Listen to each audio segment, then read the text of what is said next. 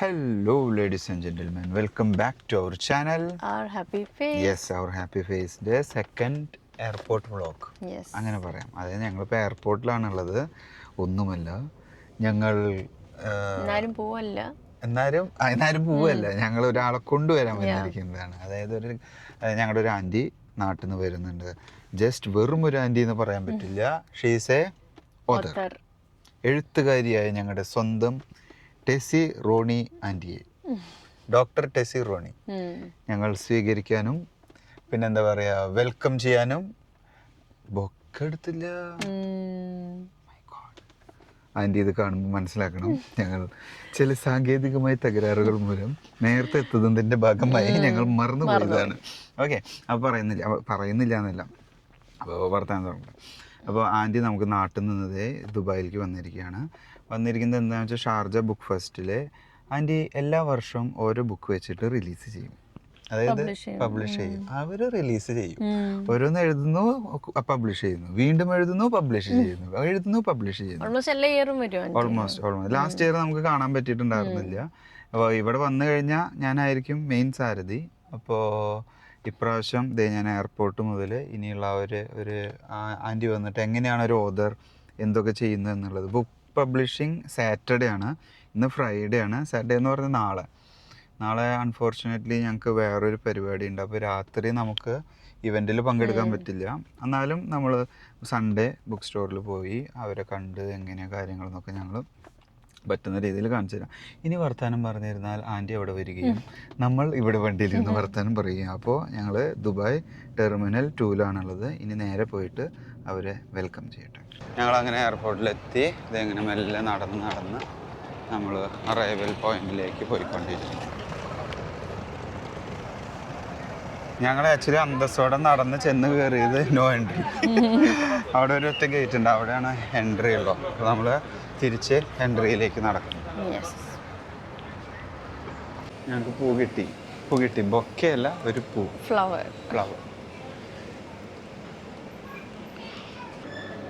എന്താ മേലോട്ട് നോക്കി നിൽക്കുന്നത്? ഫ്ലൈറ്റ് എത്തി.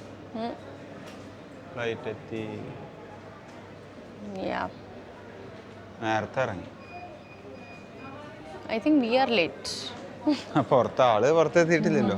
So that's fine. ഗൈസ്, ദോ അവിടെ വരവായി. ഒത്തിരി വെയിറ്റ് ചെയ്യേണ്ടി വന്നില്ല. ഞങ്ങൾ വന്ന് കറക്റ്റ് ടൈം അതാ വരുന്നു. അയാളല്ല വരുന്നത്, അതിന്റെ അപ്പുറത്തെ ആള് വരുന്നത്. സോ ഞങ്ങൾ ഇനി വരവേൽക്കുന്നു. ഇത്തിരി വെയിറ്റ് ചെയ്യിപ്പിച്ചിട്ടില്ല അല്ലേ? കറക്റ്റ് ടൈമിൽ തന്നെ നമുക്ക് എത്താൻ പറ്റി. ഞങ്ങൾ വെയിറ്റ് ചെയ്യിപ്പിച്ചില്ലല്ലോ.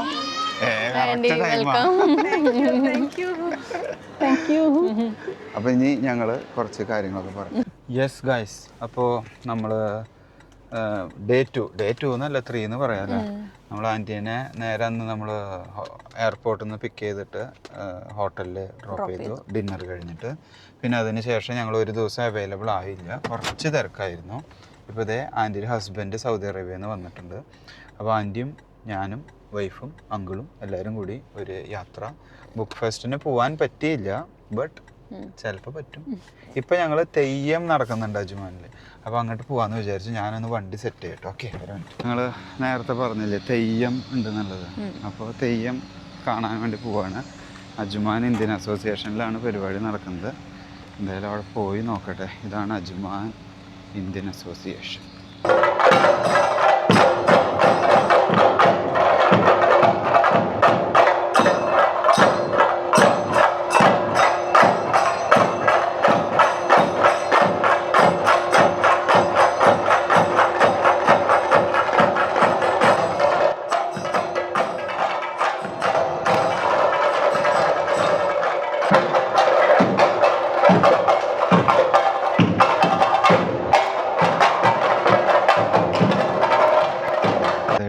നീ മാറുന്ന പരിപാടി കണ്ടില്ലേ? കണ്ടു. അങ്ങനെ ഗംഭീരമായിരുന്നു കേട്ടോ. നമ്മുടെ ഞങ്ങൾ ആദ്യമായിട്ട് കാണുന്നത് ചെയ്യാം. ഇവരൊക്കെ ഉള്ളത് കൊണ്ട് നമുക്ക് കാണാൻ ആയിട്ടില്ല. കണ്ടോ? അപ്പൊ നമ്മൾ വീണ്ടും പറ്റിക്കപ്പെട്ടു ഗൈസ്. നമ്മളിത് കഴിയാറായി, പരിപാടി കഴിഞ്ഞു എന്നുള്ള രീതിയിൽ ഇറങ്ങാം. സ്റ്റാർട്ട് ചെയ്തിട്ടുള്ളൂ അല്ലേ? ഓക്കെ. ഇനി ഓരോ സ്റ്റെപ്പായിട്ട് ഓരോന്ന് ഇട്ടിട്ട് വരാം. അത് കണ്ടിരുന്നാൽ നമ്മൾ ചിലപ്പോൾ വിശന്ന് വയറ് പൊട്ടി നശിച്ചു പോകും അല്ലേ? അപ്പോൾ നമ്മൾ ഇനി ഇവിടുന്ന് തിരിച്ചാണ്ട് പോകുന്നു. ഇതപ്പോൾ ഇവരുടെ ഒപ്പം കൂടിയിട്ടാണ് നമ്മൾ തെയ്യം കാണാൻ വന്നത്. തെയ്യം ഫുള്ളായിട്ടില്ല എന്ന് അങ്കിള് പോണു. ഈ അങ്കിള് ഉള്ളത് കൊണ്ട് നമ്മൾ ഏറ്റവും ഫ്രണ്ടിൽ എത്തിപ്പെട്ടു. അല്ല, നാട്ടിൽ നിന്ന് വന്നതിന് ഉപകാരമായി. നാട്ടിൽ നിന്നല്ല, സൗദിയിൽ നിന്ന് വന്നതിന് ഉപകാരമായി അല്ലേ? അപ്പൊ ഇനി നമ്മളുടെ കേരളത്തിന്റെ മിത്തുകള്, വിശ്വാസങ്ങള്, ഐതിഹ്യങ്ങള് ഇതൊക്കെ കാണാൻ വേണ്ടിയിട്ട് UAE എത്തേണ്ടി വന്നു. ആ ഒരു അവസ്ഥയിലായി. കേരളത്തിലുള്ളപ്പോ നമ്മള് പോവാറില്ല. ഇവിടെ വന്നപ്പോ ഇത് പോയി കണ്ടു പരിപാടി. പക്ഷേ ഇന്ത്യൻ അസോസിയേഷനില് കണ്ണുകാരുടെ ഒപ്പം തന്നെ നമ്മൾ പോയത്. അതെ. അപ്പൊ ഇനി നമ്മൾ നേരെ ഫുഡ് അടിക്കാൻ പോകുന്നു. ഇതാ നമ്മള് നമ്മുടെ സ്വന്തം മന്തിക്കടയിലെത്തി. ഈ വീഡിയോ കണ്ടിട്ടാവും നമ്മൾ ഈ വീഡിയോയിലേക്ക് എത്തുന്നത്. ഈ മന്തിക്കടയിൽ നമ്മുടെ ഭക്ഷണം പറഞ്ഞ വായിൽ വെള്ളം വരും. അപ്പോൾ നമ്മുടെ കുക്കർ മന്തി ഇതന്നെ മദ്ഹൂത്ത്. നമ്മൾ സെയിം ബീഫ് കുക്കർ മദ്ഹൂത്താണ് ഇന്ന് ഓർഡർ ചെയ്തിട്ടുള്ളത്. നമ്മുടെ ഗസ്റ്റായ ടെസി ആൻറ്റിക്കും റോണി അങ്കിളിനും. അപ്പോൾ എയർപോർട്ടിൽ നിന്നുള്ള വീഡിയോ ഞങ്ങൾ സ്റ്റാർട്ട് ചെയ്തിട്ടുണ്ടായിരുന്നു. പിന്നെ ഇന്ന് രാവിലെ നമ്മൾ ഇടയ്ക്കുള്ള വീഡിയോ നമ്മൾ കാണിച്ചില്ല അല്ലേ? ഇടയ്ക്കുള്ള വീഡിയോ ഞങ്ങൾക്ക് കാണിക്കാൻ പറ്റിയില്ല. ബുക്ക് പ്രദർശനം ഇതിന് വന്നതാണ്, പബ്ലിഷിങ്ങിന് വന്നതാണ്. അത് ഞങ്ങൾക്ക് കൂടാൻ പറ്റിയില്ല. ബട്ട് കുഴപ്പമില്ല, ഞങ്ങളതിങ്ങനെ കോമ്പൻസേറ്റ് ചെയ്യുന്നുണ്ട് അല്ലേ? നമുക്ക് എന്തായാലും ആൻറ്റിയോട് കുറച്ച് ഡീറ്റെയിൽ ആയിട്ട് ചോദിക്കാം. ഈ ഒരു നമ്മുടെ ഇടയിൽ ഒരു എഴുത്തുകാരുണ്ടെന്ന് നാലാൾ അറിയട്ടെ അല്ലേ? അപ്പോൾ ആൻറ്റി എല്ലാ വർഷവും ബുക്ക് പബ്ലിഷ് ചെയ്യുന്നുള്ളത് എനിക്കറിയാം കാര്യങ്ങൾ. അപ്പോൾ ഈ പ്രാവശ്യത്തെ ബുക്ക് എന്താണ്, എങ്ങനെയാണ് കാര്യങ്ങളൊന്ന് പറയും. ഈ പ്രാവശ്യത്തെ ബുക്ക് കവിതാ സമാഹാരമാണ്. അതിൽ 57 കവിതകളാണുള്ളത്. വരളുന്ന ഹൃദയ ഭൂമിക എന്നുള്ളതാണ് ബുക്കിന്റെ പേര്. ഇതിലെ ഹൈക്യു കവിതകളുണ്ട്, അല്ലാത്ത കവിതകളുണ്ട്. ഹൈക്യു കവിത എന്ന് പറഞ്ഞാൽ ചെറിയ വാക്കുകൾ, ഒരു 3 വാക്കുകൾ ഉണ്ടാവുള്ളൂ, അല്ലെങ്കിൽ 3 സെന്റൻസേ ഉണ്ടാവുള്ളൂ കവിത. ഇപ്പോൾ ഒരു കവിത എങ്ങനെയാണെന്ന് വെച്ചാൽ അഴകോടെ ആരംഭിച്ച് അഴുക്കോടെ തീരുന്നതാണ് ജീവിതം, അതിനിടയ്ക്കാണ് ഒരു അനുരാഗം. അതൊരു കവിതയാണ്. അത്രയേ ഉള്ളൂ, 3 വരി. കുറേ അർത്ഥങ്ങളുണ്ട്.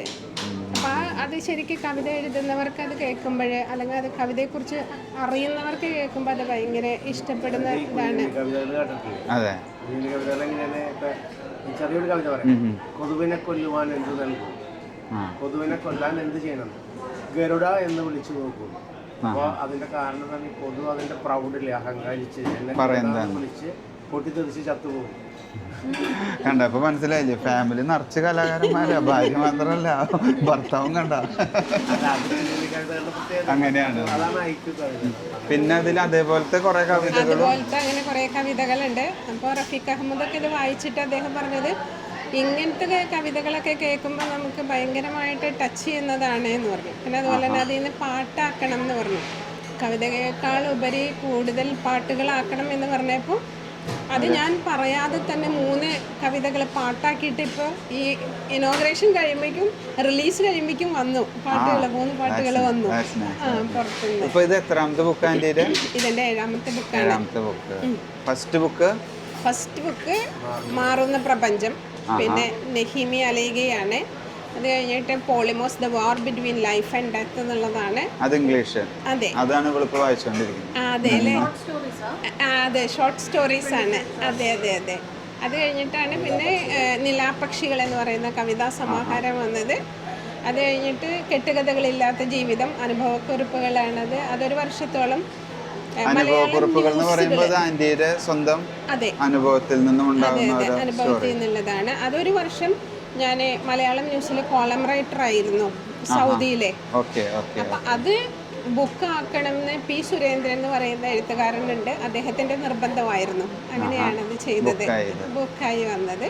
അതിനുശേഷമാണ് നമ്മൾ ഈ പുസ്തകം വന്നിരിക്കുന്നത്.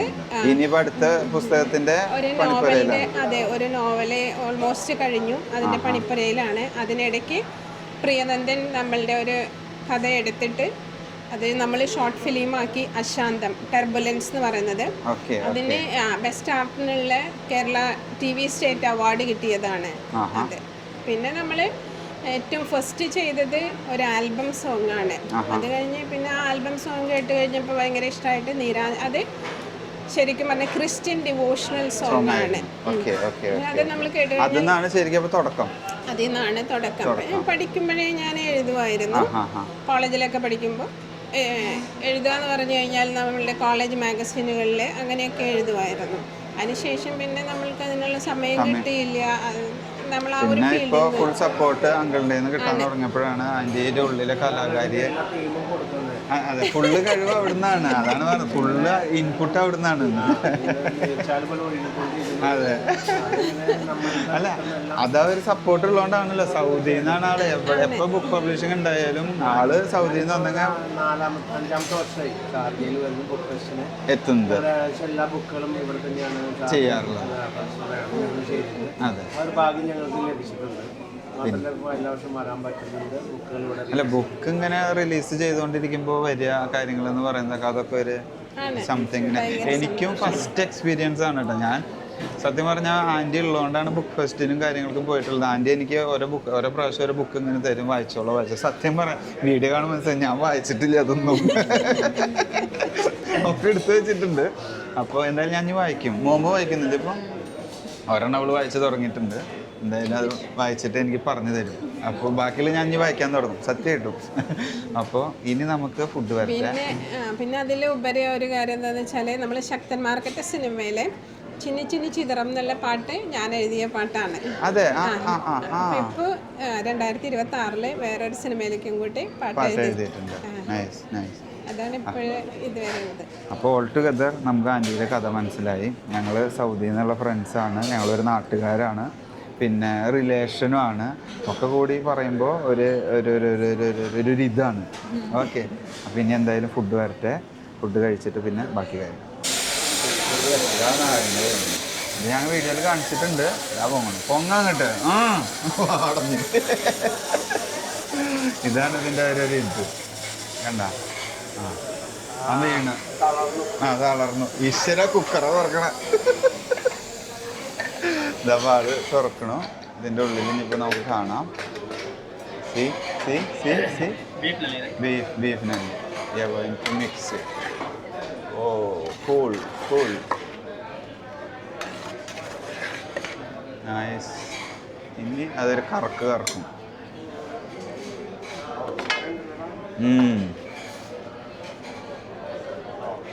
ഓ നമ്മൾ കഴിച്ച് തീർക്കണം.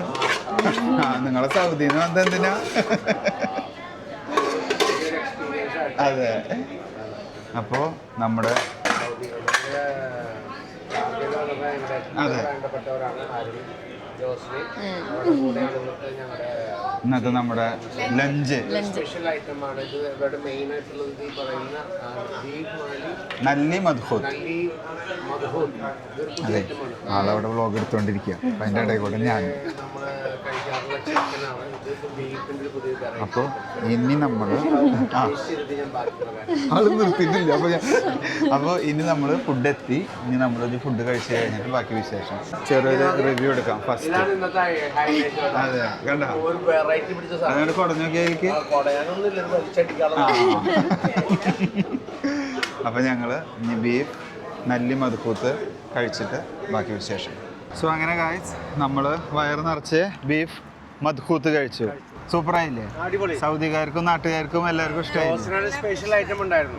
എന്താ അതെ കുനാഫ സ്പെഷ്യൽ കുനാഫ ഉണ്ട്.